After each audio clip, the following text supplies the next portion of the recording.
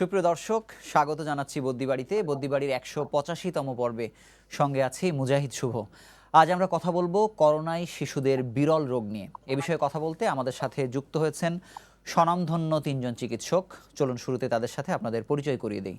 আমাদের সঙ্গে আছেন অধ্যাপক ডাক্তার নুরুন্নাহার ফাতেমা, শিশু হৃদরোগ বিশেষজ্ঞ। আরও আছেন অধ্যাপক ডাক্তার সাইদা আনোয়ার, বিভাগীয় প্রধান শিশু বিভাগ, ঢাকা মেডিকেল কলেজ হাসপাতাল। এবং আরও আছেন শিশু হাসপাতালের paediatric critical care nephrology and dialysis বিভাগের অধ্যাপক ডাক্তার শিরিন আফরোজ। আপনাদের তিনজনকে আমাদের সঙ্গে যুক্ত হওয়ার জন্য আন্তরিকভাবে অভিনন্দন জানাচ্ছি। দর্শক, আমরা করোনার এই সময়ে করোনার বিভিন্ন বিষয় নিয়ে আমরা দীর্ঘদিন থেকে আলোচনা করছি, কিন্তু আমরা এপ্রিল মাসে এসে শুনলাম বিশ্বব্যাপী, অর্থাৎ প্রথমে যুক্তরাজ্য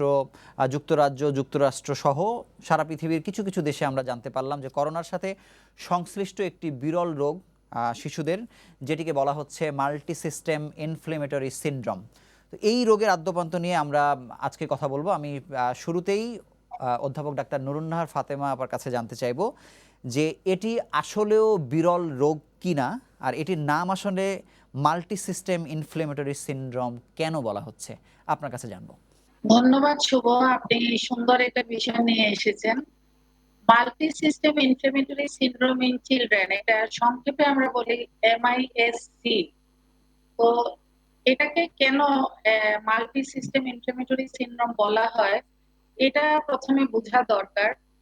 আসলে এই করোনা ভাইরাস ডিজিজ, যেটাকে আমরা সংক্ষেপে বলি কোভিড-19, এই কোভিড-19টা হচ্ছে একটা ইনফ্লেমেটরি কন্ডিশন। এটা মাল্টিপল সিস্টেমে এটা ইনফ্লেমেশন করতে পারে। মাথা থেকে শুরু করে পা পর্যন্ত অনেকগুলি অঙ্গ প্রত্যঙ্গ আছে, এমনকি চামড়া পর্যন্ত, মানে স্কিনে পর্যন্ত এটা ইনফ্লেমেশন করতে পারে। তো এই জন্য এই মাল্টিপল সিস্টেমে করে বিধায় এটাকে বলা হয় multi system inflammatory syndrome in children. এখন এই মাল্টি সিস্টেম ইনফ্লেমেটরি সিনড্রোমের ডেফিনেশনটা কি? ডেফিনেশনটা হচ্ছে এটা 21 বছর বয়সের থেকে কম বয়সী কারো যদি করোনা ভাইরাসে আক্রান্ত হওয়ার কোনো প্রমাণ থাকে আরটিপিসিআর করার মাধ্যমে অথবা অ্যান্টিজেন টেস্ট করার মাধ্যমে, অথবা যদি তাদের সেই প্রমাণ নাও থাকে কিন্তু তারা 14 দিনের ভিতরে কোনো কেসের কন্ট্যাক্টে আসে এবং সঙ্গে তাদের যে ইনফ্লেমেটরি মার্কার গুলো আছে, সেই ইনফ্লেমেটরি মার্কার যেগুলো আমরা টেস্ট করি, সিআরপি, ইএসআর, এই সমস্ত টেস্টগুলি যদি তাদের পজিটিভ থাকে এবং তাদের যদি দুইটা অথবা তার থেকে বেশি অঙ্গতে ইনফ্লেমেশন থাকে। এখন এই দুইটা কি, এটা হতে পারে হার্ট, লাংস। এখন হার্ট লাংসে হলে কি হবে, মায়োকার্ডাইটিস, নিউমোনিয়া, এগুলো হচ্ছে inflammation of heart and lungs. এছাড়া এটা খাদ্যনালীতে হতে পারে, যেখানে আমরা বলি গ্যাস্ট্রোএন্টারাইটিস। এছাড়া এটা কিডনিতে হতে পারে। এছাড়া এটা ব্রেইনে হতে পারে, এনকেফালাইটিস, মেনিনজাইটিস, স্কিনে ধরনের স্টেফাইলোকক্কাল টক্সিক শক সিনড্রোম। তো এইভাবে যে কোনো দুইটা অথবা তার বেশি অঙ্গ যদি একই সঙ্গে ইনফ্লেমেশন হয়, সেখানে এটাকে বলা হয় মাল্টি সিস্টেম ইনফ্লেমেটরি সিনড্রোম। এবং করোনা ভাইরাসের সাথে তো সংযুক্ত থাকতেই হবে। তো এই হলো মাল্টি সিস্টেম ইনফ্লেমেটরি সিনড্রোম। এটা যেহেতু করোনা ভাইরাসের সঙ্গে আসছে এবং করোনা ভাইরাস ডিজিজটা যেহেতু একটা নতুন, সেই জন্য এটা আমরা নতুন ভাবে শুনছি। বাট এই ধরনের মাল্টি সিস্টেম ইনফ্লেমেশন আমাদের শিশুদের কিন্তু আরো অনেক রোগেও আমরা দেখি। যেমন সিম্পল মিজেলস এর মধ্যেও আমরা দেখি যে আমাদের মাল্টি সিস্টেম ইনভলভমেন্ট হয়ে থাকে। তো করোনা ভাইরাস এটা এটা একটা ভাইরাল ইলনেস। এই ভাইরাল ইলনেসে মাল্টিপল অর্গান যদি ইনফ্লেমেশন হয়ও, সেটাতে এমন ভয় পাওয়ার কিছু নাই। এইগুলি রোগ সবগুলিরই আমরা চিকিৎসা করতে পারি এবং সিভিয়ার ইলনেসের দিকে যদি না যায়, শুধুমাত্র সিম্পল ইনফ্লেমেশন পর্যন্ত থাকে, তাহলে কিন্তু এগুলি ইজিলি ম্যানেজেবল। এবং আমরা এই পর্যন্ত যে কতগুলি রোগী পেয়েছি, কিছু রোগী আমরা পেয়েছি এডেনো টনসিলাইটিস নিয়ে এসছে, তার সাথে হয়তো তার স্কিনে একটু ছিল। কারো কারো ইমপেটাইগো হিসেবে আমরা পেয়েছি। কারো কারো হয়তো পেয়েছি যে হ্যাঁ, কাওয়াসাকি ডিজিজ বলে আমাদের একটা হয়, সেই কাওয়াসাকি ডিজিজ হিসেবেও আমাদের কতগুলি রোগী এসেছে। তো এইভাবে কিন্তু আমার হাতে যতগুলি রোগী আমি চিকিৎসা করেছি, কোনো রোগী কিন্তু খারাপ হয় নাই। কাওয়াসাকি ডিজিজ গুলো যেগুলা করোনা ভাইরাস পজিটিভ ছিল, তাদেরকে আমরা ওয়ার্ডের মধ্যে চিকিৎসা দিয়ে ভালো করে ফেলেছি, কোনো আইসিইউ কেয়ারও তাদেরকে দিতে হয় নাই। সুতরাং মাল্টি সিস্টেম ইনফ্লেমেটরি সিনড্রোম হলেই যে পেশেন্ট খুবই খারাপ হয়ে যাবে, পেশেন্টের একবারে আউটকাম পুয়ার, এরকম কিন্তু না। আমি যতগুলো রোগী এই পর্যন্ত দেখেছি, কোনো রোগীই খারাপ হয় নাই এবং সবাই মোটামুটি হুম, ভালো হয়ে বাড়িতে চলে হুম। গিয়েছে। তো আপা আমি এজন্য আমি আপনার কাছে এটা একটা জি, বলুন, বলুন। ভালো জানার বিষয় যে এটা রোগ আছে ঠিকই কিন্তু এটা চিকিৎসাও আছে। আচ্ছা, ধন্যবাদ। আমরা পরবর্তী প্রশ্নে ধন্যবাদ যাবার শুভ। আগে সময় টিভিতে প্রচারিত আ এই বিরল এই রোগটি নিয়ে একটি প্রতিবেদন দর্শক চলুন আমরা দেখে আসি। সম্প্রতি ঢাকা শিশু হাসপাতালে বিরল রোগ এমআইএসে আক্রান্ত হয়ে ভর্তি হয়েছে ৩টি শিশু। একজন সুস্থ হয়ে বাড়িতে ফিরলেও দুজন এখনও চিকিৎসাধীন। ১০৫-এর উপর জ্বর হচ্ছে, তার যা খাইতো সাথে সাথে বমি করে ফেলে দিত, আর প্রচুর পাতলা পায়খানা মানে ছিল। ও উঠতে পারতো না, ওর শরীরে প্রচন্ড ব্যথা ছিল, র্যাশগুলো বেড়ে যাচ্ছিল শরীরে, খাওয়া দাওয়া তো বন্ধ, কিচ্ছু খাইতো না। টানা ৫ দিন মাত্রাতিরিক্ত জ্বর, অস্বাভাবিক দুর্বলতা, পেটে ব্যথা সহ শরীরে র্যাশ উঠলে শিশুকে বাড়িতে না রাখার পরামর্শ চিকিৎসকদের। শরীরের একাধিক অঙ্গ একসঙ্গে আক্রান্ত হওয়ায় আইসিইউ সুবিধা সম্বলিত বড় হাসপাতালে শিশুকে নিয়ে আসার আহ্বান তাদের। চিকিৎসাটা যত আর্লি শুরু করব, রিকভারি তত তাড়াতাড়ি হবে। এবং মাল্টিডিসিপ্লিনারি হাসপাতাল যেগুলো, সেগুলোতে আসলে সবচেয়ে ভালো হয়, কারণ এখানে সব সাবজেক্টের ডাক্তারদের ইনভলভমেন্ট দরকার আছে। তবে ভয় পাওয়ার কিছু নাই। অনেকে হয়তো শুধু একটু জ্বর, কাশি, র্যাশ তাতেই ভয় পাচ্ছেন। যেহেতু এটা হার্টের প্রবলেমটা বেশি হয়, সেহেতু হার্টে ইকোকার্ডিও প্রপারলি করতে হবে এবং করে একদম যে শিশু কার্ডিওলজি যারা আছে তারাই সাধারণত ভালোটিকে ডিল করে। ইতোমধ্যেই ঢাকার কয়েকটি হাসপাতালে ৩০-এর বেশি শিশু শনাক্ত হলেও ১০৬ ডিগ্রি জ্বর নিয়ে ভর্তি হওয়া একটি শিশুকে সুস্থ করতে দ্বিতীয় ধাপের চিকিৎসা দিতে হয়েছে। তাই সুস্থ হয়ে শিশুরা বাড়ি ফিরলেই অভিভাবকদের নিশ্চিন্ত হবার সুযোগ নেই বলে জানিয়েছেন এই শিশু বিশেষজ্ঞ। ফলোআপ তো এই রোগের ক্ষেত্রে অসম্ভব গুরুত্বপূর্ণ। পরে জটিলতা নিয়ে প্রেজেন্ট করতে পারে, কিন্তু অনেক সময় ভেসেলগুলি অনেক সংকুচিত হয়ে যায়, রক্ত চলাচল কমে যায়। এটা হার্টেও যেমন রক্ত চলাচল কমে যেতে পারে, ব্রেনেও কমে যেতে পারে, মৃত্যুও ঘটতে পারে। তবে চলমান বাস্তবতায় এই রোগ শনাক্ত বা নিয়ন্ত্রণে আইইডিসিআর এখনো মনোযোগ দিতে পারেনি বলে জানিয়েছে প্রতিষ্ঠানটির পরিচালক। আমরা যে কার্যক্রমগুলো করছি রিসার্চ পারপাসে, এইটার নাই আর কি। এই মাল্টি সিস্টেম ইনফ্লামেটরি ডিজিজের কোনো কিছু এই মুহূর্তে আমাদের আমরা এটার উপরে কোনো কিছু করছি না। বিশ্বের ন্যায় বাংলাদেশেও ২১ বছরের কম বয়সী শিশুদের মধ্যে দেখা দিচ্ছে বিরল এই রোগ। কোভিডের সাধারণ লক্ষণ শ্বাসকষ্ট বা কাশি নেই এমন শিশুদের মধ্যেও দেখা দিচ্ছে জটিলতা। তাই দ্রুত রোগ শনাক্তে সাধারণ মানুষের পাশাপাশি চিকিৎসকদের মধ্যে ব্যাপক জনসচেতনতা সৃষ্টির আহ্বান বিশেষজ্ঞদের।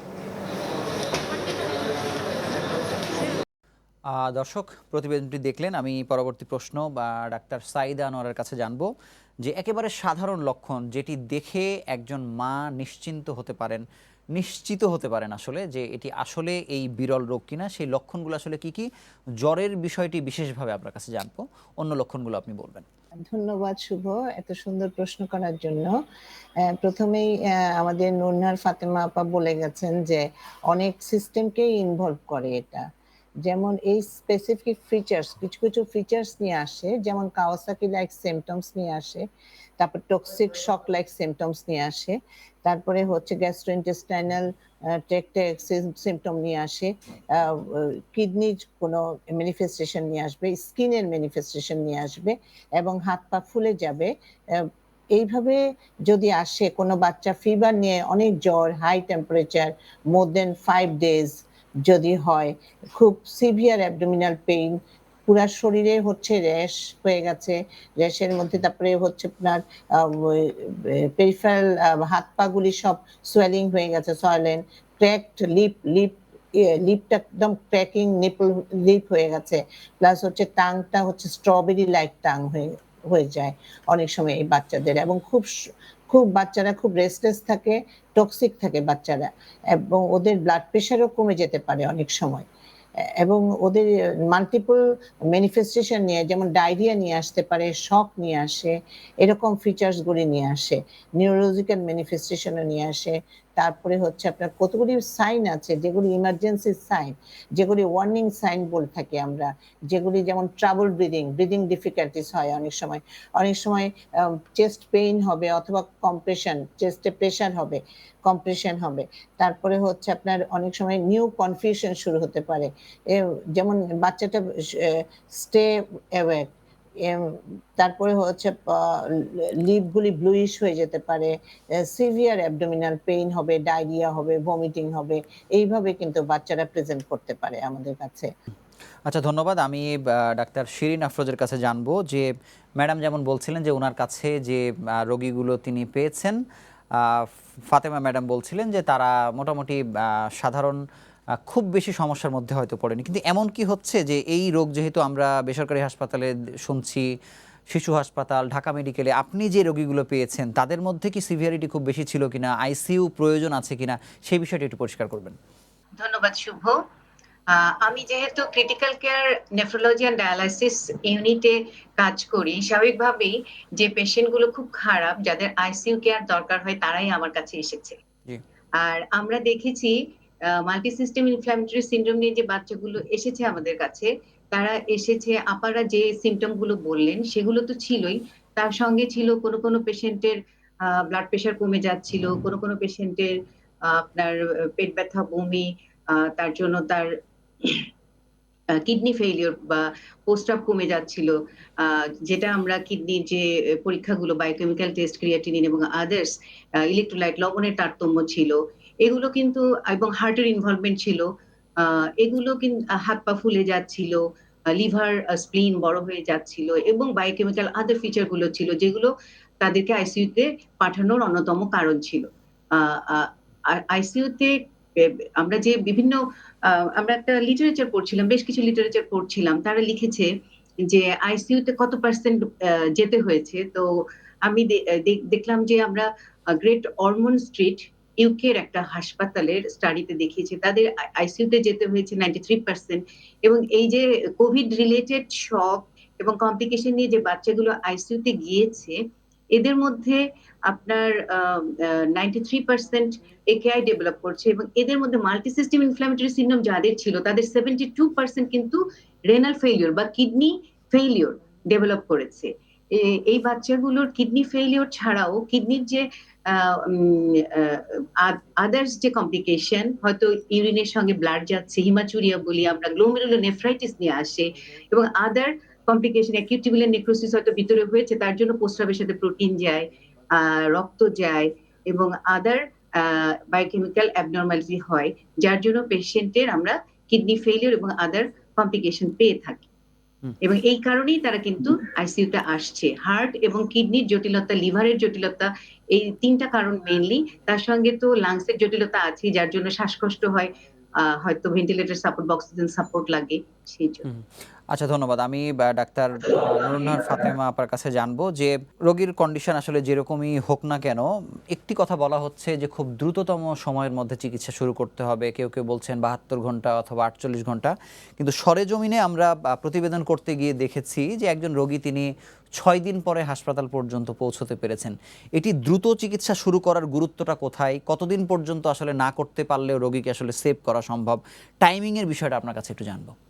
হ্যাঁ, সময়টা আসলে খুবই গুরুত্বপূর্ণ। কারণ হচ্ছে যে আমরা যদি মনে করি যে এই পেশেন্টের হার্টের ইনভলভমেন্ট আছে, কাওয়াসাকি ডিজিজটা আছে, তাহলে কিন্তু আমাদেরকে খুব তাড়াতাড়ি তাকে চিকিৎসাটা শুরু করতে হয়। একটা ঔষধ আছে যেটাকে আমরা বলি ইন্ট্রাভেনাস ইমিউনোগ্লোবুলিন বা আইভিআইজি। এই মেডিসিনটা যত তাড়াতাড়ি দেওয়া যায় তত কিন্তু করোনারি আর্টারি ইনভলভমেন্টটা প্রিভেন্ট করে। এখন আমরা যদি এটাকে লেটে দেই তাহলে দেখা যায় যে করোনারি আর্টারি অলরেডি ইনভলভ হয়ে যায়, তখন আর এই মেডিসিনটা দিয়ে কোনো কাজ হয় না। তো সেই ক্ষেত্রে কাওয়াসাকি ডিজিজের ক্ষেত্রে টাইমিংটা খুবই ইম্পর্টেন্ট। আমাকে একেবারে একিউট স্টেজে চিকিৎসাটা শুরু করতে হবে। আর এর ছাড়াও অন্যান্য অর্গানের ব্যাপারে, যেমন যদি কোনো পেশেন্টের যদি অ্যাকিউট কিডনি ইনজুরি হয়ে যায়, এখন সেখানে বসে থাকলে কি হবে? বসে থাকলে তো সে একবারে ফ্র্যাঙ্ক রেনাল ফেইলিওরে চলে গেল। তো সেই ক্ষেত্রে যদি আমরা তাড়াতাড়ি চিকিৎসাটা করতে পারি তাহলে তার কিডনিটাকে সেভ করা যায়, এবং রিভার্সিবল স্টেজে থাকতে তাকে ট্রিটমেন্ট শুরু করে দিলে ইজিলি আমরা তার ট্রিটমেন্টের রিটার্নটা পেতে পারি। আর ডায়রিয়া, ভমিটিং যেগুলি হয় সেগুলিতে আমরা যদি ইমিডিয়েটলি তাকে ফ্লুইড ম্যানেজমেন্ট দেই তাহলে কিন্তু সে এটা থেকে আর কোনো কমপ্লিকেশন ডেভেলপ করে না। আর যদি আমরা না দেই সেই ক্ষেত্রে হবে কি, এই পেশেন্টটাই আলটিমেটলি রেনাল ফেইলিওর ডেভেলপ করে যায়। দেখা যায় তার ভলিউম লস হয়ে যাচ্ছে, এবং টক্সিক শকে যারা চলে যায়, যদি দেখা যায় সাথে সাথে তারা শকেও চলে যাচ্ছে, তাহলে তো তার আরো বেশি, তাহলে তখন অর্গান পারফিউশন গুলো কমে যায় এবং সেইখান থেকে তারা মাল্টি অর্গান ফেলিওরে চলে যেতে পারে। জি এখন একবার যদি এই পেশেন্ট এমওএস এ চলে যায়, মাল্টি অর্গান ফেলিওরে চলে যায়, তখন সেই পেশেন্টটাকে কিন্তু ফিরায় নিয়ে আসাটা এটা খুবই ডিফিকাল্ট। তো সেই জন্য এই এমআইএসসি এটা ইনিশিয়াল ম্যানেজমেন্ট যদি আমরা স্টার্ট করে দিতে পারি, এটা খুবই ইজি ট্রিটমেন্ট করা। হুম। আর যদি আমরা এটাকে ডিলে করি, তাহলে প্রত্যেকটা অর্গানই কিন্তু তার একটা কমপ্লিকেশনস এর দিকে চলে যায়। কিডনি হলে কিডনি যদি এফেক্টেড হয়, সে তার ওন কোর্সে সে একবারে এন্ড স্টেজের দিকে চলে যাবে। হার্টে হলে হার্ট ফেলিওরে চলে যাবে। গ্যাস্ট্রোইন্টেস্টিনাল সিস্টেমে হলে সেটা তার এন্ডের দিকে চলে যাবে। যদি এটা ব্রেইনে হয়, তাহলে এটা দেখা যাবে পেশেন্ট কমাতে চলে যাচ্ছে। হুম। তো যে কোনো অর্গানে ইনভলভ হোক না কেন, আমরা যদি আর্লিয়েস্ট মোমেন্টে তার ট্রিটমেন্টটা শুরু করতে পারি, then will be able to prevent complication. হুম হুম তাহলে আমরা পেশেন্টটাকে ঠিকমতো মানে দেখা যাবে যে কুইক তার রিকভারি হবে এবং তাকে আমরা সহজেই তাকে ডিসচার্জ করতে পারবো।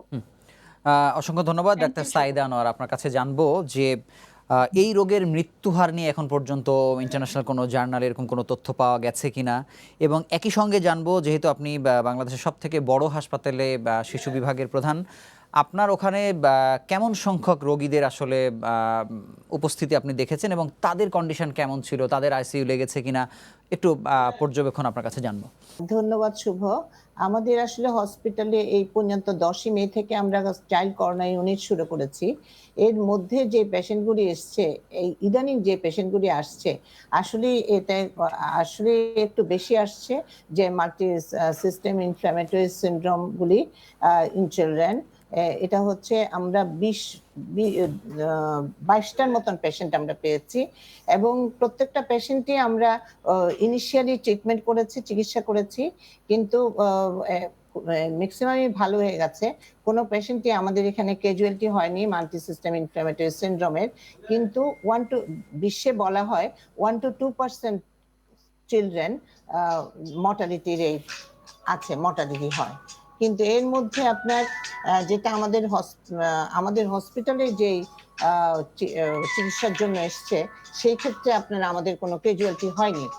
আর এখানে আপনার আমাদের আইসিইউ কেয়ারও ওরকম করে লাগেনি। তবে এইসব বাচ্চাদের খুব ক্লোজলি ফলো আপ করতে হয়, যে ফলো আপ গুলি খুবই ইম্পর্টেন্ট, কারণ নানান রকমের জটিলতা আপনি শুনতে পেয়েছেন যে আরো স্পিকাররা বলেছেন যে হার্টের জটিলতা হয়, কিডনির জটিলতা হয়, যেগুলি নাকি লাইফ থ্রেটেনিং কমপ্লিকেশনস। এই জটিলতাগুলি হলে কিন্তু বাচ্চা বাঁচানো অসম্ভব হয়ে যায়। এই জন্য এদের জন্য হচ্ছে খুব ক্লোজলি ফলো আপ করা উচিত। আমরা যেই শিশুগুলিকে পেয়েছি তাদেরকে আমরা এখন ক্লোজলি ফলো আপ করছি এবং 1 সপ্তাহের মধ্যে ওদেরকে প্রথমে 1 সপ্তাহের মধ্যে আসতে বলি, তারপরে ওদের বায়োকেমিক্যাল এবং ল্যাবরেটরি এভিডেন্স অফ ইনফ্ল্যামেশন আছে কিনা আর ইকোকার্ডিওগ্রাফিও করা হয়। এবং এছাড়া এই জিনিসগুলি করার জন্য আমরা পরবর্তীতে 2 সপ্তাহ পরে, তারপরে 4 সপ্তাহ পরে, 1 মাস পরে, 2 মাস পরে, কিন্তু এটা লং টার্ম ফলো আপে অবশ্যই দরকার আছে। আমি ফলো আপ প্রসঙ্গে আরেকটু বিস্তারিত আপনার কাছে জানবো। আমি ডাক্তার শিরিন আফরোজের কাছে একটি বিষয় জানবো যে কোনো একটি রোগের ক্ষেত্রে আমরা দেখি যে পার্শ্ববর্তী কোনো নিকটস্থ হাসপাতালে গেলেই তিনি হয়তো সেবা পাচ্ছেন, কিন্তু বিশেষ করে এই রোগের ক্ষেত্রে হাসপাতাল নির্বাচন কতটা গুরুত্বপূর্ণ, একজন মানুষ কোন হাসপাতালে, কোন ধরনের হাসপাতালে তার রোগীকে নিয়ে যাবেন, আপনার পরামর্শ জানবো আপনার কাছে। ধন্যবাদ আপনাকে। আসলে এই ডিজিজটা নিউ সবার কাছে, হ্যাঁ, সেই জন্য আমাদের চিন্তা করতে হবে বাবা মাকে, বাচ্চা কার কাছে থাকে, বাবা মার কাছে থাকে, বাবা মাকে চিন্তা করতে হবে যে আমার বাচ্চাটার যে সিমটম তার সঙ্গে এই রোগের সিমটম মিলে যাচ্ছে। এই যে মাস মিডিয়া আপনারা প্রচার করছেন, এই প্রচার এবং প্রসারের ফলে আমাদের কিন্তু অ্যাওয়ারনেস বাড়ছে। বাবা মা কিন্তু আমাদের কাছে এসে জিজ্ঞেস করে, একটু র্যাশ বা জ্বর হলে জিজ্ঞেস করে এমআইএসসি না তো? আমি নিজেই অবাক হয়ে যাই, একজন বাবা জিজ্ঞেস করছে আমাকে, নন মেডিকেল বাবা। তো আসলে অ্যাওয়ারনেস গ্রো করছে এবং উনাদের উচিত হবে চিন্তা করা যে কোন হাসপাতালটাতে শিশুদের চিকিৎসা দেয়া হচ্ছে এবং শিশু মেডিসিনের সবগুলো বিভাগ যে হাসপাতালে আছে এবং যে হাসপাতালে, যেরকম আমাদের মেডিকেল কলেজগুলো, যেরকম শিশু হাসপাতাল, যেরকম আপনার ডিস্ট্রিক্ট লেভেলে যে হাসপাতালগুলোতে পিডিয়াট্রিক ডিপার্টমেন্ট আছে এবং পিডিয়াট্রিক্স এর সঙ্গে পিডিয়াট্রিক্স এর আদার সাব স্পেশালিটি যেটা হার্ট, লিভার, কিডনি আছে, এই ধরনের হাসপাতাল নির্বাচন করা উচিত। এবং আমাদের ডাক্তারদেরও চিন্তা করতে হবে যে যারা প্রাইমারি কেয়ার ফিজিশিয়ান, যাদের কাছে প্রথমে যাচ্ছে, তাদের এই ব্যাপারটা বাবা মার সঙ্গে আলোচনা করে তাদেরকে দিক নির্দেশনা দিতে হবে কোন হাসপাতালে গেলে তার বাচ্চার চিকিৎসাটা যথাযথ হবে। ধন্যবাদ। আমি ডাক্তার নুরুন্নাহার ফাতেমা আপার কাছে জানবো যে ম্যাডাম বলেছেন যে একজন নন মেডিকেল বাবা হয়তো তাকে এসে জিজ্ঞেস করেছেন, এটি কিন্তু ঢাকার চিত্র, রাজধানীর বাইরের চিত্র মোটেও এমনটি নয় বলে আমরা ধারণা করছি আর কি। সেক্ষেত্রে রাজধানীর বাইরে যে সকল চিকিৎসকরা আছেন তাদের কাছে বিরল এই রোগটি নিয়ে আলোচনা হচ্ছে কিনা, কোনোভাবে সচেতনতা সৃষ্টি হচ্ছে কিনা? কারণ এখানে একটি হতাশার খবর হলো, আমরা আইডিসিআরকে যখন প্রশ্ন করেছি যে আইডিসিআর কাছে প্রশ্ন করা হয়েছিল যে এটি নিয়ে আপনারা সচেতনতা অথবা কিছু করছেন কিনা, তারা বলছেন যে চলমান বাস্তবতা নিয়ে আসলে তারা যতটা ব্যস্ত তাতে মাল্টি সিস্টেম ইনফ্লেমেটরি সিনড্রোম নিয়ে তাদের ভাবার সময় তারা এখনো পাচ্ছেন না। এক্ষেত্রে আপনার পরামর্শ জানবো। ধন্যবাদ শুভ। আসলে এখন যে প্যান্ডেমিক চলছে, এই অবস্থায় এনি ডিজিজ ইজ কোভিড-19 আনলেস প্রুভড আদারওয়াইজ, আমরা এই প্রিন্সিপল মেনে চলি এখন। এনিথিং এন্ড এভরিথিং ইজ কোভিড-19 আনলেস প্রুভড আদারওয়াইজ।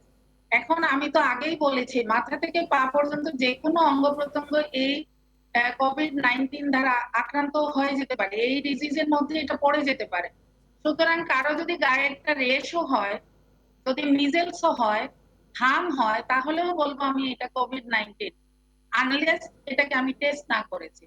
একটা বাচ্চা যদি মাথা ব্যথা নিয়ে আসে, ভমিটিং নিয়ে আসে, আমি বলবো এটা কোভিড-19। এটা কিন্তু কোভিড-19 মেনিনজাইটিস হতে পারে। আমি যদি ডায়রিয়া নিয়ে আসে, বমি নিয়ে আসে, সেটাও বলবো কোভিড-19। যে কোনো কিছুই এখন আসুক, পেশাবের সঙ্গে রক্ত গেলে, আগে বলেছে আমাদের শিরিন আফরোজ যে পেশাবেরও বিভিন্ন ধরনের ম্যানিফেস্টেশন আসতে পারে। তাহলে পায়খানা, পেশাব, বমি, এই সমস্ত প্রত্যেকটা জিনিসের যে সিমটম গুলো আছে, প্রত্যেকটা সিমটমই কিন্তু কোভিড-19। এত বড় একটা ক্যানভাস, এটা মাথা থেকে পা পর্যন্ত প্রত্যেকটা অঙ্গ প্রত্যঙ্গ। সুতরাং আমাদের শিশু বিশেষজ্ঞ যারা আছেন ডিস্ট্রিক্ট লেভেলে, থানা, উপজেলা, গ্রাম লেভেলে, সবাইকেই আমি অনুরোধ করব যে এই প্যান্ডেমিক সিচুয়েশনে যে কোনো রোগী তাদের কাছে আসুক না কেন, তারা যেন তাদের আরটি-পিসিআর যদি সম্ভব হয় করে নিতে।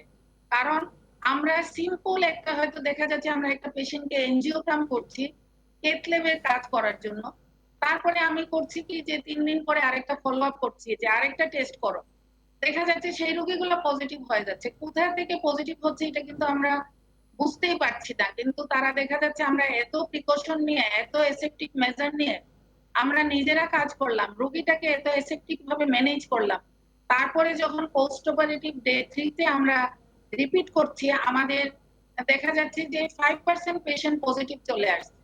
তো এরা কোথা থেকে আসছে? আসলে তো করোনা ভাইরাসটা এটা এত একটা নটোরিয়াস ভাইরাস, এটা একটা স্টিকি টাইপের ভাইরাস। আপনি যদি কোথাও চিনি ফেলেন, দেখবেন যে আপনি যতই মুছেন চিনিটাকে আপনি সরাতে পারবেন। তো এটা একটা স্টিকি ভাইরাস, এটা যেখানে লাগে সেই জায়গার মধ্যে কিন্তু লেগে থাকে, এটা কিন্তু ইয়ে করা যায় না। তো এখন এটা তো আমরা চোখে দেখি না, এটা এত একটা মাইক্রোস্কোপিক, কোথার মধ্যে লেগে থাকে, কিভাবে ছড়ায় যায়। এবং বাচ্চাদের সবচেয়ে মারাত্মক যেটা হচ্ছে, এদের মধ্যে সক্রিয়ভাবে কোনো সাইন সিমটম দেখা যায় না, তারা কিন্তু ক্যারিয়ার হিসাবে কাজ করে। এটা হচ্ছে আরেকটা মারাত্মক বিষয়, যে এই শিশুটির মধ্যে যখন এই ভাইরাসটি থাকে, সে নিজের ক্যারিয়ার হিসাবে বেশিরভাগ বাচ্চা কিন্তু থেকে যাচ্ছে। আমাদের হাসপাতালে যত পেশেন্ট ভর্তি হয়, এভরিডে আমাদের অনেকগুলো পেশেন্ট থাকে, কিন্তু বেশিরভাগই দেখা যাচ্ছে খুবই মাইল্ড সিমটম। এরা ইনফ্লুয়েঞ্জা লাইক ইলনেস আমরা বলি যে ফার্স্ট স্টেজে যেটা হয়, এই রকমেরই বেশিরভাগ। খুব কম আছে যে এর থেকে একটু বেশি, যেটা মডারেট ইলনেস, নিউমোনিয়া, এটাতে খুবই কম পেশেন্ট যায়। নেক্সট যেটা সিভিয়ার নিউমোনিয়া এবং শক, এটাতে আরো কম যায়। আর ক্রিটিক্যাল ইলনেস যেটা সেপটিক শক হয়ে একদম এআরডিএস, এই ধরনের রোগী তো খুবই কম বাচ্চাদের মধ্যে।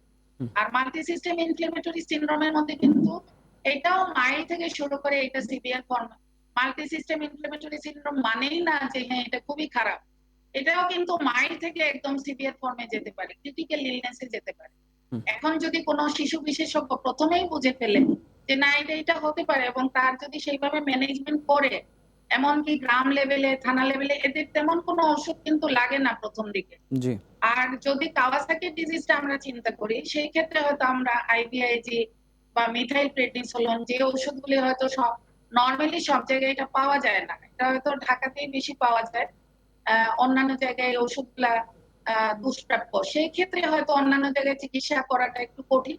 তারপরেও যদি না পেয়ে থাকে নরমাল অন্যান্য স্টেরয়েড যে ওষুধগুলি আছে, ডেক্সামেথাসোন, হাইড্রোকর্টিসন এগুলি দিয়েও চিকিৎসা করা যায়। তো আমি আমাদের শিশু বিশেষজ্ঞ ভাই বোনদেরকে অনুরোধ করব, এই প্যান্ডেমিক সিচুয়েশনে তাদের কাছে যে কোনো রোগী আসুক না কেন তারা প্রথমেই ধরে নিবে এটা কোভিড-19 আনলেস সে প্রুভ করতে পারছে যে না এটা কোভিড-19 না। সুতরাং এইভাবে যদি আমরা চিন্তা করি তাহলে আমাদের লস করার কিছু নাই, আমরা নিজেরাও প্রোটেকশন নিব। জি, আমি আপনার উত্তর পেয়েছি। আমি ডাক্তার সায়েদা আনোয়ারের কাছে জানতে চাইবো যে আপনি ফলো আপ নিয়ে বলছিলেন যে এখন পর্যন্ত বাংলাদেশে যতজন আক্রান্ত হয়েছে আমরা এর মধ্যে একটি শিশুর ক্ষেত্রে শুধুমাত্র শুনেছি, যেটি বাংলাদেশের একটি বেসরকারি হাসপাতালে, যাকে দ্বিতীয়বার ফলো আপের প্রয়োজন হয়েছে। তো অনেক রোগীরা হয়তো আসছেন, সুস্থ হলেন, বাড়ি ফিরে গেলেন। ফলো আপটা কতটা গুরুত্বপূর্ণ, এই ফলো আপে কতদিন পর্যন্ত তারা থাকবেন, এই বিষয়ে আপনার কাছে পরামর্শ জানতে চাইবো। ধন্যবাদ শুভ। আমি বলতে চাচ্ছি যে এখানে আসলে ফলো আপটা খুব ইম্পর্টেন্ট, কারণ এখানে হচ্ছে কাওয়াসাকি লাইক সিমটমস যদি নিয়ে আসে, টক্সিক শক লাইক সিমটমস যদি নিয়ে আসে, সেই ক্ষেত্রে কিন্তু বিশেষ করে কাওয়াসাকি লাইক সিমটমস যদি নিয়ে আসে হার্টে ইনভলভমেন্টের প্রবণতাটা বেশি বেড়ে যায়, এবং টক্সিক শক লাইক সিমটমস যদি নিয়ে আসে রেনাল ইনভলভমেন্ট বেশি হয়। এছাড়াও কাওয়াসাকি তো রেনাল ইনভলভমেন্ট হয়, সবই ভাস্কুলাইটিস। এই জন্য কিন্তু খুব ক্লোজ ফলো আপের দরকার আছে। এখন ফলো আপ করার উদ্দেশ্য হচ্ছে কোনো লাইফ থ্রেটেনিং কমপ্লিকেশনস ডেভেলপ না করে। এই ক্ষেত্রে হচ্ছে আপা যে বললেন ইকোকার্ডিওগ্রাফিটা টাইম টু টাইম করতে হবে সময় মতন, আর হচ্ছে আপনার রেনাল ফলো আপ, কিডনির ফলো আপটা দেখতে হবে। এছাড়াও আপনার লাংসে যদি কোনো প্রবলেম থাকে সেক্ষেত্রে নিউমোনিয়া নিয়েও বাচ্চারা আসতে পারে, কারণ মাল্টিপল অর্গান ইনভলভমেন্ট নিয়ে আসে এখানে, যে কোনো 2টা অথবা তার অধিক অর্গান ইনভলভমেন্ট হয় এখানে। কারণ CDC আটলান্টা 21 একটা অ্যাডভাইজারি ইস্যু করেছে, অ্যাডভাইজারি প্রোফাইল কেস ডেফিনিশন। সেখানে বলা হয়েছে যে 21 বছরের নিচে এবং যে কোনো এবং ল্যাবরেটরি এভিডেন্স অফ ইনফ্লামেশন থাকতে হবে, আর যে কোনো 2টা অর্গান ইনভলভমেন্ট থাকতে হবে, অ্যাটলিস্ট 2 অর্গান ইনভলভমেন্ট থাকতে হবে। তাহলে এটা হচ্ছে মাল্টিসিস্টেম, প্লাস হচ্ছে RT-PCR পজিটিভ আর অ্যান্টিজেন পজিটিভ থাকতে হবে। তো এখন RT-PCR যদি নেগেটিভও থাকে, আপা যে বলেছেন যদি সাসপেক্টেড কেস হয় তাহলে আমরা কিন্তু ওইভাবেই চিকিৎসা করতে হবে কোভিড হিসেবে এবং কোভিডের কমপ্লিকেশন হিসেবে। এটা 4 উইকস প্রায় টু সিমটমস আসে।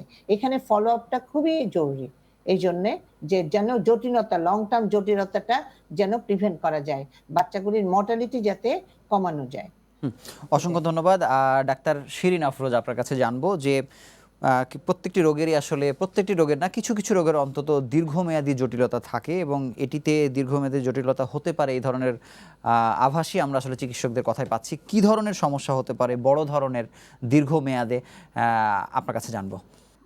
অবশ্যই এই ভাইরাসটা, যেহেতু আপা বলেছে যে স্টিকি ভাইরাস, নোটোরিয়াস ভাইরাস, এই ভাইরাসটা কিন্তু এটা লেগে থাকে। তো আপনারা দেখছেন যে কোভিড-19 ইনফেকশনের প্রায় 2 থেকে 4 সপ্তাহ পরে এই multi system inflammatory syndrome in children develop করে। এটা আসলে যে স্টাডিগুলো আছে সেই স্টাডিগুলো এখনো আমরা লং টার্ম স্টাডিতে যাইনি। তবে যে মেকানিজম এই ভাইরাসটা কিভাবে ড্যামেজ করছে, এই মেকানিজমটা যদি দেখি, আমি কিডনি দিয়ে শুরু করি, যে এই মেকানিজমটা হচ্ছে এই ভাইরাস ডাইরেক্টলি এফেক্ট করে কিডনিকে, ইনডাইরেক্টলি এবং ডাইরেক্টলি। ইনডাইরেক্টলি যেরকম টক্সিক শক, ভমিটিং, জ্বর, খাচ্ছে না, ডায়রিয়া, এসবে ফ্লুইড লস হয়ে কিডনি এফেক্টেড হচ্ছে। আর একটা ডাইরেক্টলি এই ভাইরাস এতটা শক্তিশালী, ডাইরেক্ট সাইটোপ্যাথিক চেঞ্জ করে। কোথায় করে? কিডনির যে স্ট্রাকচার গুলো, প্রথমে কিডনির ছাঁকনি গ্লোমেরুলাস সেটাকে ধরে, কোলাপসিং গ্লোমেরুলোনেফ্রাইটিস। এখন একটা বাচ্চা যদি কোলাপসিং গ্লোমেরুলোনেফ্রাইটিস, এটা হয়তো আপনারা মেডিকেল টার্ম বুঝবেন না, একবার ডেভেলপ করে, সেই বাচ্চাকে আমরা যদি ফলো আপ না করি, দেখা যাবে যে ধীর গতিতে কিডনি বিকল বা ক্রনিক কিডনি ডিজিজ এটা দেখা যাবে ডেভেলপ করেছে। হয়তো সে সুস্থ হয়ে গেছে, তার কিডনি ক্রিয়াটিনিন, কিডনির যে এই পয়েন্ট আমরা বলি যে বায়োকেমিক্যাল টেস্টে, সেই ক্রিয়াটিনিনের মাত্রা হয়তো নরমাল, আমরা ছুটি দিয়েছি, ফলো আপে আমরা দেখবো যে ওর ইউরিনের সঙ্গে অ্যালবুমিন যাচ্ছে কিনা, আরবিসি যাচ্ছে কিনা এবং ক্রিয়েটিনিনটা আস্তে আস্তে বাড়ছে কিনা। দেখা যায় যে এই ক্রিয়েটিনিন মানে কিছু কিছু স্টাডিতে এই ক্রিয়েটিনিন আস্তে আস্তে বাড়তে পারে। কেন? ওই যে প্রাইমারি চেঞ্জ কোলাপসিং গ্লোমেরুলোনেফ্রাইটিস ওইটা হয়তো 100% গ্লোমেরুলাসে হয়নি, 2-1টাতে হয়েছে। সেই চেঞ্জটা কিন্তু পার্মানেন্ট ড্যামেজটা রয়ে গেছে। সেইটা আমাদেরকে লং টার্ম স্টাডিতে দেখতে হবে। এই জন্য ফলো আপ ইম্পর্টেন্ট। আবার এখানে এই কিডনির যে অন্য স্ট্রাকচার গুলো, যে পোডোসাইট বলে একটা জায়গা গ্লোমেরুলাসে থাকে, এটা গ্লোমেরুলার বেসমেন্ট মেমব্রেনের আউটার সাইডে থাকে। এই পোডোসাইটকে বাউন্ড করে এই ভাইরাসটা। পোডোসাইটে এই ভাইরাস যে AC2 সেলের সঙ্গে বাউন্ড করে, সেই সেলটা থাকে পোডোসাইটে। তারপরে কিডনির যে টিবিউল গুলো, যেগুলোর যদি ইউরিনটা যাচ্ছে টিবিউল গুলোতে, ফলে কি হচ্ছে টিবিউলার ড্যামেজ করে। এই ড্যামেজটা যদি ইরিভার্সিবল ড্যামেজ হয় সেক্ষেত্রে কিন্তু পার্মানেন্টলি এই টিবিউলটা নষ্ট হয়ে যাচ্ছে। 100% হয়তো নষ্ট হচ্ছে না ইনিশিয়ালি, কিন্তু ইন দ্য লং টার্ম দেখা যায় যে এই ড্যামেজ অংশটাই আস্তে আস্তে আর কার্যকারিতা হারিয়ে ফেলছে এবং কিডনি ড্যামেজ হচ্ছে এবং বাচ্চা বিভিন্ন ভাবে এটা প্রেজেন্ট করতে পারে। এটা গেল কিডনির কথা। এবার আসেন আমরা কিছু কিছু বাচ্চা পেয়েছি যাদের প্যানক্রিয়াস বা অগ্নাশয় এটা এফেক্টেড হয়েছে। লাইপেস অনেক হাই আমাদের পেশেন্টগুলো, যেহেতু আমরা আইসিইউ পেশেন্ট পেয়েছি সেই জন্য আমাদের পেশেন্টগুলোর লাইপেস হাই ছিল। আমরা পেয়েছি 1600, 2000 এরকম লাইপেস। এবং ব্লাড সুগার অনেক হাই, 22-24 ব্লাড সুগার, কিন্তু ইউরিনে সুগার যাচ্ছে না। এরকম অবস্থায় আমাদেরকে ইনসুলিনও দিতে হয়েছে কিছু কিছু ক্ষেত্রে। তাহলে এই প্যানক্রিয়াসেরও কোনো ড্যামেজ হয়ে থাকতে পারে এবং এই বাচ্চাগুলো ডায়াবেটিস ডেভেলপ করতে পারে। তো এরকম ভাবে হার্টের কথা বললেন। আজকে আমি শুনলাম আমাদের কার্ডিওলজিস্টের কাছে যে আমাদের ইনিশিয়ালি মে মাসে যে বাচ্চাগুলো 3টা বাচ্চা পেয়েছিল কার্ডিওলজি ডিপার্টমেন্ট, সেই বাচ্চাগুলোর গতকালকে একটা বাচ্চা ফলো আপ এসেছিল। 2 মাস পরে তার ইকোকার্ডিওগ্রাফিতে করোনারি আর্টারি ডাইলেটেড রয়েই গেছে। তো এই জিনিসগুলো আমরা এখন মাত্র 2 মাস হয়েছে, এখন যতটা ডিটেক্ট করতে পেরেছি আমাদেরকে সময়ের সাথে সাথে আমরা হয়তো আরো অনেক পেয়ে যাব। অসংখ্য ধন্যবাদ। আমি ডাক্তার নুরুন্নাহার ফাতেমা আপার কাছে জানবো, আপনি আগের সময় সম্ভবত একটি প্রশ্ন সময়ের কারণে উত্তর হয়তো দেওয়া হয়নি। আমরা আইডিসিআর এর কাছে জেনেছি, যারা বিভিন্ন ধরনের নতুন পুরনো রোগ নিয়ে গবেষণা করেন, তারা বলেছেন কোভিড ব্যস্ততার কারণে তারা আসলে এই রোগটি নিয়ে কি অবস্থায় আছে দেশের পরিস্থিতি তারা হয়তো সময় করতে পারছেন না। কিন্তু আসলে স্বাস্থ্য অধিদপ্তর বলি, আইডিসিআর বলি কিংবা স্বাস্থ্য মন্ত্রণালয় বলি, এটা নিয়ে আসলে ভাবার সময় এসেছে কিনা, সরকারিভাবে আসলে এটাকে বা গাইডলাইনের মাধ্যমে সাধারণ মানুষের নাগালের মধ্যে পৌঁছে দেয়া, রোগী আসলে এই ধরনের আরও বেশি ডিটেক্ট করা যায় কিনা, আপনার পরামর্শ জানবো। যেটা আমাদের সরকারিভাবে যে প্রোটোকলটা পাবলিশ হয়েছিল, ফার্স্ট প্রোটোকল সিডিসি থেকে পাবলিশ হয়েছিল 30শে মার্চ। তারপরে ওনারা এটার আপডেট করেছে, কিন্তু ওনাদের প্রোটোকলটার মধ্যে আসলে শিশু সম্পর্কিত তেমন কোনো চ্যাপ্টার নাই। কিন্তু আমরা আমাদের হসপিটাল থেকে অলরেডি 3টা প্রোটোকল বের করেছি। আমাদের এই প্রোটোকলগুলা এগুলি হচ্ছে আমরা প্রথমে এপ্রিলের 5 তারিখে একটা বের করি, 25 তারিখে বের করি এবং তারপরে আমরা মে মাসে বের করেছি। আসলে তো যারা এডাল্ট পেশেন্ট আর যারা বাচ্চা পেশেন্ট তাদের কিন্তু ম্যানেজমেন্ট সেম না, তাদের ডিজিজের প্যাটার্নও সেম না। সুতরাং একই প্রোটোকল দিয়ে তো 2 জনের হবে না। আমাদের যেটা করতে হবে আইইডিসিআর কে, ওনাদেরকে একদল শিশু বিশেষজ্ঞকে এই দায়িত্বটা ওনাদের দিতে হবে যে corona virus disease in children এইটা প্রোটোকলটা আলাদা করে তৈরি করার জন্য। তাহলেই দেখা যাবে আমাদের প্রোটোকলে কিন্তু আমরা এমআইএসসি ইনক্লুড করেছি, কিন্তু এটা তো বড়দের তারা এটা নিয়ে এমন কথা তাদের হয় না, যেহেতু তারা এটা নিয়ে তো কনসার্ন না। এখন আইইডিসিআর এর তো নিজের সময় নাই, কিন্তু তারা এটা একটা বিশেষজ্ঞ দলকে তারা দায়িত্ব দিতে পারে। সরকারি যারা চাকরি করেন, আমাদের যারা প্রফেসররা আছেন বিভিন্ন হসপিটালে, যেমন ঢাকা মেডিকেল আছে, আমাদের মেডিকেল কলেজগুলো থেকে নিতে পারেন, অথবা বিএসএমএমইও আমরা আছি এইদিকে, আমাদের হাসপাতাল থেকে নিতে পারেন। এইভাবে সম্মিলিতভাবে কিছু বিশেষজ্ঞদের সমন্বয়ে একটা কমিটি করে আমরা যদি অচিরেই, এবং আমাদের তো রেফারেন্স আছে, আমাদের হসপিটালে আমাদের 3টা প্রোটোকল অলরেডি আছে, এই রেফারেন্স গুলো নিয়ে এবং বিদেশের প্রোটোকল গুলো থেকে আমরা যদি আরো রেফারেন্স নিয়ে আমাদের নিজেদের মতো করে আমরা একটা প্রোটোকল তৈরি করি, তাহলে আমার মনে হয়, কারণ এই করোনা ভাইরাস ডিজিজের যে রেশ এটা কিন্তু অনেক বছর থেকে যাবে। এই যে করোনারি আর্টারি ইনভলভমেন্ট গুলো আমরা পাচ্ছি, এই করোনারি আর্টারিগুলি কতদিনে ঠিক হবে এটার কিন্তু কোনো ঠিক নাই। এটা 6 মাস যেতে পারে, 5 বছর যেতে পারে। অনেকের করোনারি আর্টারিতে অ্যানুরিজমাল ডাইলেটেশন হয়ে গেছে, বড় বড় গোটা গোটা হয়ে ফুলে গেছে করোনারি আর্টারি, সেগুলি তো অনেক সময় লাগবে এবং সেগুলির ভিতরে রক্ত জমাট বেঁধে এইটাই একমাত্র শিশুদের রোগ, যেটাতে শিশুদের হার্ট অ্যাটাক হয়। কিভাবে হার্ট অ্যাটাক হয়? এই যে ফুলে গেছে বিভিন্ন জায়গায় জায়গায় করোনারি আর্টারি, সেইখানে ব্লাড গুলা স্টেসিস হয়ে যায়, ব্লাড গুলা চলাচল করতে পারে না, সেই রক্ত চলাচল না হতে পেরে সেই জায়গায় থ্রম্বাস ফর্মেশন হয় এবং সেখান থেকে একদম বড়দের মতো হার্ট অ্যাটাক হয়ে যায়। সুতরাং একটা মাত্র শিশুদের রোগ যেটাতে হার্ট অ্যাটাক হয় সেটা হচ্ছে কাওয়াসাকি ডিজিজ, যেটা এই কোভিড-19 এর MIS-C তে কাওয়াসাকি ডিজিজটা একটা পার্ট। তো সেখানে এই রোগ হয়ে গেলে তাকে যদি আমি ক্লোজলি ফলো আপ না করি, আমাদের যদি কোনো গাইডলাইন না থাকে যে কতদিন পর পর ফলো আপে আসবে, আমি কত বছর পর্যন্ত ফলো আপ করবো, এমনকি এই সমস্ত বাচ্চাগুলি যখন বড় হবে, অ্যাডাল্ট হবে, তখনও কিন্তু তাদের এই এই কাওয়াসাকি ডিজিজের পদচিহ্ন তার করোনারি আর্টারিতে থেকে যেতে পারে। আমরা এখনো অনেক অ্যাডাল্ট রোগী পাই যাদের করোনারি এনজিওগ্রাম করলে দেখা যায় যে বিডেড অ্যাপিয়ারেন্স থাকে, কিছুক্ষণ পর পর বিচি বিচি বিচি বিচি এরকম করে লোকালাইজ ডাইলেটেশন থাকে through out the course of coronary artery.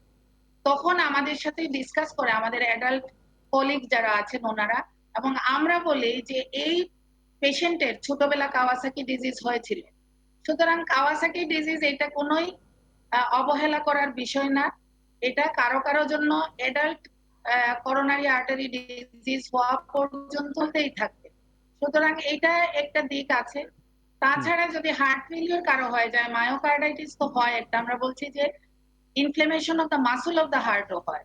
এখন মায়োকার্ডাইটিস হলে পরে সেই পেশেন্ট কার্ডিওমায়োপ্যাথি ডেভেলপ করে, তার হার্টের মাংসপেশিটা পুরাই অচল হয়ে যায় এবং এই কার্ডিওমায়োপ্যাথিক 1/3 কেসে কিন্তু এটা রিভার্সেবল, ভালো হয়ে যায়। 1/3 কেসে এরা ট্রিটমেন্ট সহ সারা জীবন বাঁচে, যতদিনই বাঁচে তার চিকিৎসা চালাতে হয়। আর 1/3 পেশেন্ট হচ্ছে সম্পূর্ণ কিওর হয়ে যায়। তাহলে ওয়ান্স তার কার্ডিওমায়োপ্যাথি হয়ে গেছে, তার 1/3 কিন্তু মারা যাবে, 1/3 ভালো হয়ে যাবে, আর 1/3 কে সারা জীবনই চিকিৎসার মধ্যে থাকতে হবে। সুতরাং ফলো আপের প্রোটোকল না থাকলে তো হবে না, এখানে অবশ্যই আমাদেরকে থাকতে হবে। এবং আমি মনে করি যে আমাদের সরকারি যে যারা আছে, আমাদের স্বাস্থ্য মন্ত্রণালয়ের যারা আছেন বা IEDCR এর যারা আছেন, আসলে শিশুদেরকে নিয়ে তেমন কেউ চিন্তা করে না কেন? শিশুরা তো আসলে সমাজের একটা, আমি বলবো যে অবহেলিত অংশই, কারণ তারা কোনো ইনকাম করে না, তারা কোনো গরিব মানুষের ফ্যামিলিতে তারা কোনো ম্যাটার, নিজের সমস্যাটা বলতে পারে দেখা না। যায় যে অনেক বস্তিতে তারা মনে করে আচ্ছা একটা বাচ্চা মারা গেলে আরেকটা হবে, আমার এত টাকা খরচ করার দরকার নেই। সুতরাং শিশুরা কিন্তু, আমি জানি না আমার অন্য যারা দুইজন আছে ওরা কি বলবে, বাট আমার ব্যক্তিগত অভিজ্ঞতা থেকে আমি দেখি যে শিশুরা আসলে এখনো অনেক অবহেলিত, ওদেরকে নিয়ে আমরা তেমন একটা চিন্তা করি না, হয়তো বা সেই জন্যই আমরা এখনো চিন্তা করি নাই। তবে আমরা আশা করি যে ইনশাআল্লাহ তাদেরকে নিয়েও আমরা চিন্তা করব এবং অচিরেই আমরা তাদের জন্য একটা সেপারেট প্রটোকল তৈরি করব। অবশ্যই অসংখ্য ধন্যবাদ। এই পরামর্শগুলো শুধু আমলে নিলেই হয়। আমি ডাক্তার সায়েদা আনোয়ারের কাছে একটু জানতে চাইবো যে এখন পর্যন্ত যারা আক্রান্ত হয়েছে সেই বিষয়ে তো আপনারা বিভিন্ন ধরনের চিকিৎসা দিয়ে যাচ্ছেন, ফলো আপের বিষয়ে আপনার কাছে জেনেছি। আপনার কাছে জানবো যে কোভিডের ক্ষেত্রে শিশুরা কি কোনো ধরনের সুবিধা পাচ্ছে কিনা, আমি যদি এই বিরল রোগ থেকে একটু বের হয়ে যদি জিজ্ঞেস করি, কারণ শিশুদেরকে নিয়ে ব্যাপকভাবে আতঙ্কিত অভিভাবকরা, তাদের জন্য আসার কোনো কথা আসলে আছে কিনা আপনি আমাদের বলবেন করোনার ক্ষেত্রে। ধন্যবাদ তোমাকে শুভ এই প্রশ্নটা করার জন্য। আমি নুরনান ফাতেমা আপার সাথে একমত যে একটু অবহেলিত আছে তো অবশ্যই, কিন্তু যেহেতু কোভিড-19 ডিজিজটা প্রথমার্ধে হচ্ছে বাচ্চাদের চেয়েও কিন্তু বড়রা বেশি শিকার হচ্ছে এবং বাচ্চারা হচ্ছে নীরব শিকার। উনি আগেও বলেছেন যে বাচ্চারা কিন্তু এমনিতেই অ্যাসিম্পটোমেটিক থাকে, ক্যারিয়ার হিসেবে ট্রান্সমিট করতে পারে। এখন বাচ্চারা কিভাবে শিকার হচ্ছে? বাচ্চারা শিকার হচ্ছে বড়দের কাছ থেকে, ওরা বাড়িতে থাকছে, বড়রা বাইরে থেকে কাজ করে আসছে, তখন কিন্তু ইনফেক্টেড হয়ে যাচ্ছে।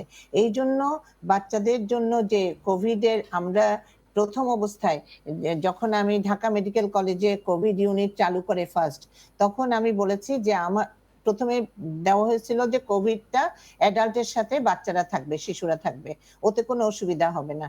কিন্তু শিশুদের চিকিৎসা এবং বড়দের চিকিৎসা সম্পূর্ণ আলাদা, এবং বড়দের ম্যানিফেস্টেশন রোগের শিশুদের ম্যানিফেস্টেশনও একদম আলাদা। শিশুদের চিকিৎসার ক্ষেত্রে শিশুদের ডোজ, ডিউরেশন, কিছু কিছু ড্রাগের আমরা খুব মেটিকুলাসলি আমরা মেপে ড্রাগগুলো দেই, কিন্তু বড়দের জন্য কিন্তু সেরকম না। আর 2 নাম্বার হচ্ছে, যখনই কোভিড ইউনিট চালু করার ব্যাপার আসছিল, তখন আমি বলেছি যে আমার বাচ্চারা কখনোই বড়দের সাথে থাকতে পারবে না, কারণ আমার পেশেন্টরা বড়দের সাথে থাকলে ওরা অবহেলিত হয়ে যাবে, ওরা আনকেয়ার থেকে যাবে, নেগলেক্টেড হবে। এই জন্য আমি বলেছি যে আমার আলাদা শিশুদের জন্য করোনা ইউনিট খুলতে হবে, এবং এই করোনা ইউনিট হবে শুধু বাচ্চাদের চিকিৎসকরাই, শিশু চিকিৎসকরাই চিকিৎসা করবে। এবং এইভাবে আমি কিন্তু প্রথম স্টার্ট করেছি, এবং এখন থেকে প্রথমে আমি 14টা বিছনা নিয়ে স্টার্ট করি, এইচডিইউ করি, পরে কিন্তু এই 14টা বিছনা থেকে 50টা বিছনায় আমি উন্নীত করি। এখন কিন্তু 50 বেডের আমার কোভিড ইউনিট আছে। আপা, আমরা এখন একটু আশার খবর একটু জানতে চাইবো, খুবই সংক্ষেপে। আমরা অনুষ্ঠানের শেষের দিকে আপনি বলবেন যে শিশুরা কোনো এক্সট্রা বেনিফিট আসলে পাচ্ছে কিনা, অথবা তাদের জন্য আশার খবর আছে কিনা, অন্তত কোভিডের ক্ষেত্রে। কোভিডের ক্ষেত্রে আসলে এক্সট্রা বেনিফিট বলতে পারছে হচ্ছে চিকিৎসা হয়তো আলাদা করা হচ্ছে।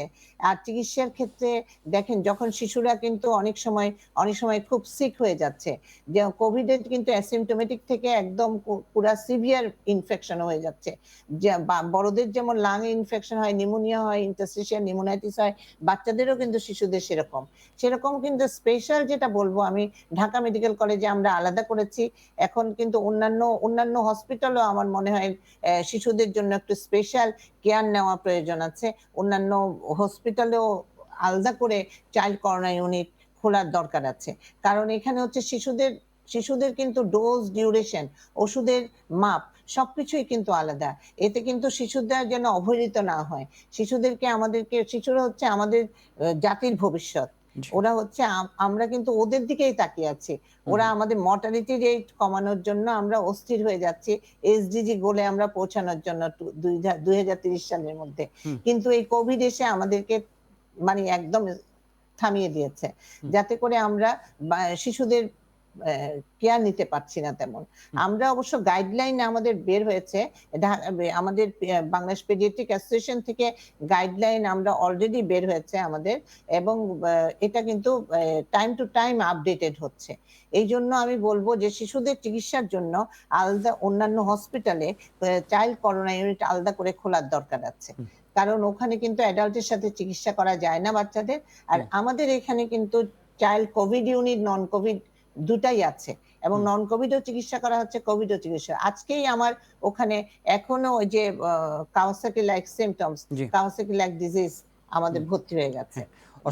আজকেও আমাদের অসংখ্য ধন্যবাদ। আমি একেবারে শেষ প্রশ্নটি আসলে ডাক্তার শিরিন আফরোজকে করতে চাই, যে কিডনি রোগের ক্ষেত্রে যারা দীর্ঘদিন বাড়িতে বসে চিকিৎসা নিচ্ছেন, নিউ নর্মাল লাইফ আমরা আসলে যেটি বলছি, এখন কি আসলে তাদের হাসপাতালে এসে চিকিৎসা নেওয়ার প্রয়োজন পড়ছে কিনা, দীর্ঘদিন বাড়িতে থাকার কারণে রোগীরা খারাপ হয়ে যাচ্ছে কিনা, শুধুমাত্র শিশু কিডনি রোগীদের ক্ষেত্রে আমি আপনাকে বলছি, একেবারে সংক্ষেপে জানবো। হ্যাঁ, আপনি একটা সুন্দর প্রশ্ন করেছেন। আমরা গত 5-6 মাস যাবত আমরা দেখেছি শুরুতে মার্চ এপ্রিলে রোগীগুলো কম আসছিল, এবং জুন জুলাই মাসে আমরা শুরু হলো খুব খারাপ রোগী, নেফ্রোটিক সিনড্রোমের রোগীগুলো রিল্যাপসের বেড়ে গেছে, অসম্ভব হারে বেড়ে গেছে। নেফ্রোটিক সিনড্রোমটা হচ্ছে যে শরীর ফুলে যায়, প্রস্রাবের সঙ্গে প্রোটিন যায়। এই বাচ্চাগুলো ওষুধ খেলে ভালো থাকতো, কিন্তু দেখা যায় 1 মাস পর রিল্যাপস নিয়ে আসছে। এবং kidney failure, chronic kidney disease, যাদের কিডনি ড্যামেজ হয়ে গেছে, যাদের ডায়ালিসিস লাগবে, এই রোগীগুলো কিন্তু বাসায় বসেছিল। মার্চে হয়তো দেখিয়েছে ডাক্তার, তারা বাসায় বসেছিল করোনার ভয়, কিন্তু এই করোনার ভয় কিন্তু অসুখের যে প্রোগ্রেস, এটা থেমে থাকে নাই।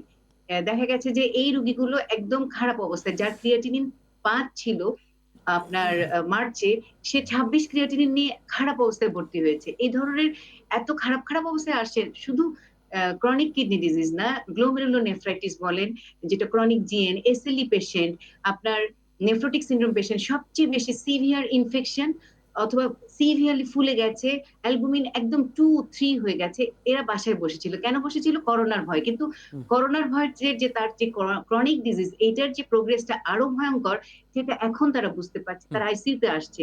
এখন কিন্তু আর জেনারেল ওয়ার্ডে রাখার মতো না। আইসিইউতে আসছে এবং শিক্ষিত বাবা-মাও এই ভুল করার জন্য তারা কতটা লজ্জিত হচ্ছে, কতটা হাহাকার করছে। আমি এটা বলবো এটি আপনার হয়তো অনুষ্ঠানের এটি মাধ্যমে হয়তো তারা সবাইকে না জেনেই এই ভুলটি হয়তো করেছেন। আমাদের সাথে তো যেহেতু শিশু হৃদরোগের একজন বিশেষজ্ঞ চিকিৎসক আছেন, আপনার কাছে আমি 1 মিনিটে শুধু জানবো যে যেই অবস্থায় চিকিৎসা আসলে দেয়া হচ্ছিল এখন তারা হাসপাতালে আসবেন কিনা, আপনার পরামর্শ নিয়ে আমরা অনুষ্ঠান শেষ করব। আপা বলবেন, ফাতেমা আপা। হ্যাঁ, শুধুমাত্র শিশু হৃদরোগীদেরকে আমি বলবো যে তারা যে এতদিন ফলো আপের বাইরে ছিল, অনেকেই কিন্তু অনেক কমপ্লিকেশনসে চলে গিয়েছে। সুতরাং এখন আর দেরি না করে তাদেরকে আমি বলবো যে তারা যেন এখন চলে আসে, কারণ এত লম্বা টাইম ফলো আপ ছাড়া তাদের ভিতরে যে পরিবর্তনগুলো হচ্ছে সেগুলি আমরা বুঝতে পারছি না। সুতরাং অনেকেই দেখা যাবে যে ইরিভার্সিবল ড্যামেজের দিকে চলে যাচ্ছে। জি। So as early as possible এখন তারা তাদের ফলো আপে চলে আসতে হবে। আপনাদের তিনজনকে অসংখ্য ধন্যবাদ। বিরল একটি রোগের ধন্যবাদ। বিভিন্ন বিষয় নিয়ে আসলে আপনারা খুব সহজভাবে আলোচনা করেছেন। আমরা চাইবো যারা দর্শক পরবর্তীতে যুক্ত হবেন অথবা যারা দেখছেন সব মিলিয়ে পুরো প্রোগ্রামটা দেখলে হয়তো তারা একটি গাইডলাইন পাবেন। আমরা চাই যে কোনো একটি শিশুও যেন না জানার কারণে এই রোগের চরম পরিণতির শিকার না হন। আপনারা ভালো থাকবেন, সুস্থ থাকবেন এবং দর্শক যারা আমাদের সঙ্গে ছিলেন তাতে আপনাদের সবাইকে আন্তরিকভাবে অভিনন্দন জানাচ্ছি আমাদের সঙ্গে যুক্ত থাকার জন্য। আগামী পর্বে নতুন কোনো বিষয় নিয়ে আবারও হাজির হব বদ্যিবাড়িতে। সেই সময় পর্যন্ত ভালো থাকুন, সুস্থ থাকুন এবং সঙ্গে থাকুন।